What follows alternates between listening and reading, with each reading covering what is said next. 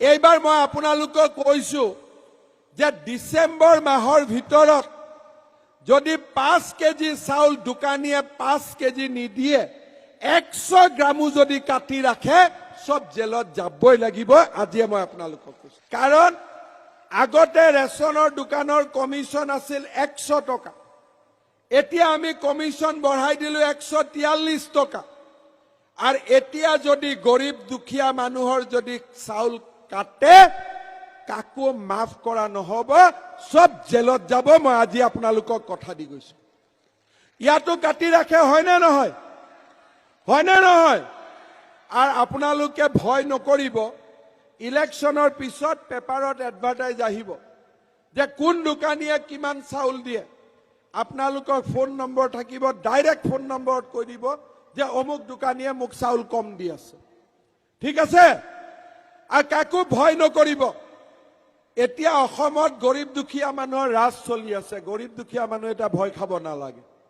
দালাল জেলত আৰু গৰিব দুখিয়া মানুহৰ কাম 100% হ'ব লাগিব।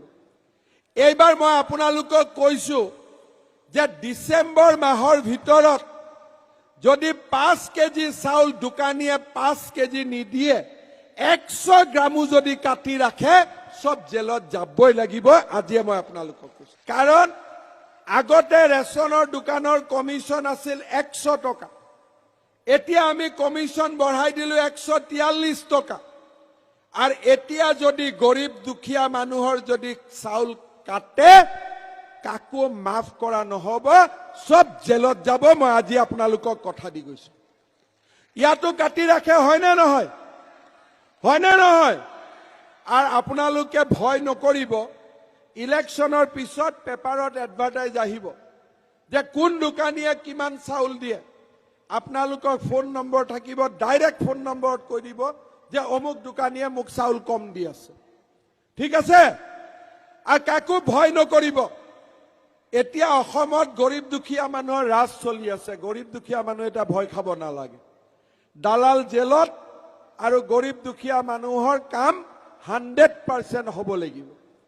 এইবাৰ মই আপোনালোকক কৈছো যে ডিসেম্বৰ মাহৰ ভিতৰত যদি 5 কেজি চাউল দোকানীয়ে 5 কেজি নিদিয়ে 100 গ্ৰামো যদি কাটি ৰাখে সব জেলত যাবই লাগিব। আজি মই আপোনালোকক কৈছো কাৰণ আগতে ৰেশনৰ দোকানৰ কমিশন আছিল 100 টকা, এতিয়া আমি কমিশন বঢ়াই দিলো 143 টকা।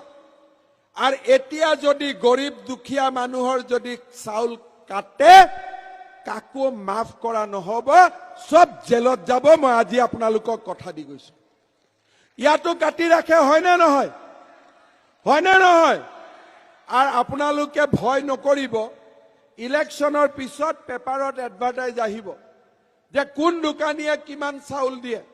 আপোনালোকৰ ফোন নম্বৰ থাকিব, ডাইৰেক্ট ফোন নম্বৰত কৈ দিব যে অমুক দোকানীয়ে মোক চাউল কম দি আছে, ঠিক আছে। আর কাকো ভয় নকৰিব। এতিয়া অসমত গৰিব দুখিয়া মানুহৰ ৰাজ চলি আছে, গৰিব দুখিয়া মানুহ এটা ভয় খাব নালাগে। দালাল জেলত আৰু গৰিব দুখিয়া মানুহৰ কাম 100% হ'ব লাগিব।